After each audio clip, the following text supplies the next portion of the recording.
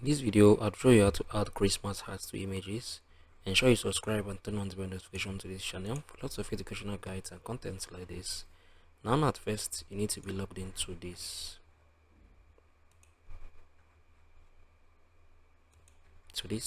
Right? So I'll be attaching the link in the video description, so ensure you check it out if you want to add Christmas heart to your picture. So you need to click on this upload photo right here. I would come on here and select an image, right? I would click on this.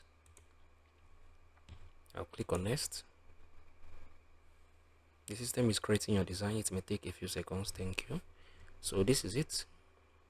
So I just inserted this picture right here, and you can see once I open this heart has been displayed right here. There's a whole lot of hearts for you to pick, right? If you want to pick from this place, there's a whole lot of them.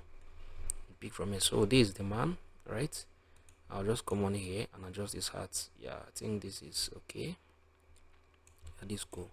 So once I'm done, I'll click on this download image. So this picture has been downloaded right into my PC, but I can still come on here, right click my mouse, click on this save as. I would save this as, let me say, money.